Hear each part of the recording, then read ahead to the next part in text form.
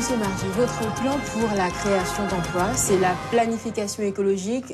Pas du tout. Mais la planification écologique, effectivement, est une sorte de révolution copernicienne dans les esprits qu'il faut opérer. Lorsque vous avez le soleil qui brille toute l'année, les alizés qui soufflent toute l'année, lorsque vous avez aussi des possibilités en termes de géothermie, lorsque vous avez l'eau, lorsque vous avez les possibilités nouvelles avec l'énergie des mers et l'énergie thermique des mers, lorsque vous avez cette science au niveau et ce travail des ingénieurs français est absolument extraordinaire dans ce domaine, eh bien nous pouvons être très optimistes pour dire que nous allons rentrer dans une nouvelle période qui permettra de limiter au maximum la consommation des énergies fossiles.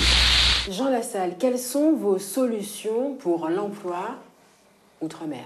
Nous devons relancer la recherche fondamentale, la recherche appliquée. Un grand projet, comme je l'ai dit, de transmission du savoir pour les jeunes.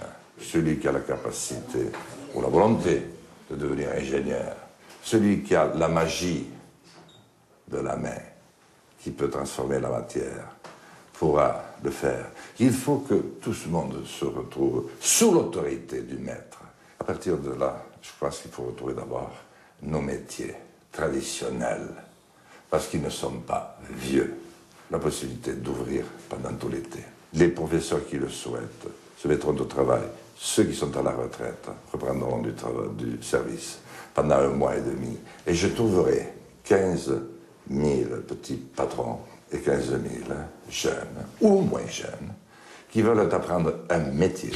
Benoît Hamon, est-ce que vous conditionnerez les incitations fiscales du CICE, par exemple, à des embauches outre-mer? Dans certains secteurs, oui. Il n'est pas illégitime, aujourd'hui, qu'on se pose la question de savoir quelles sont les contreparties à l'argent que l'on donne. Parce qu'après tout, quand vous financez par des réductions de dépenses publiques, l'argent que vous donnez aux entreprises, c'est moins de services publics, moins d'écoles, moins de dotations aux collectivités locales. Donc, vous, citoyens, vous avez moins de services publics pour donner de l'argent aux entreprises, argent dont nous constatons aujourd'hui qu'il n'a pas beaucoup servi à l'emploi ni au salaire. Vous résumez votre programme pour les Outre-mer par ces mots: arrêter partout la profitation comprador. Alors, c'est quoi la profitation comprador? Recréer un état d'esprit qui ne soit pas comprador, dans ce sens qui ne soit pas on achète, on vend et on fait du bénéfice, mais qui soit un état d'esprit de développement.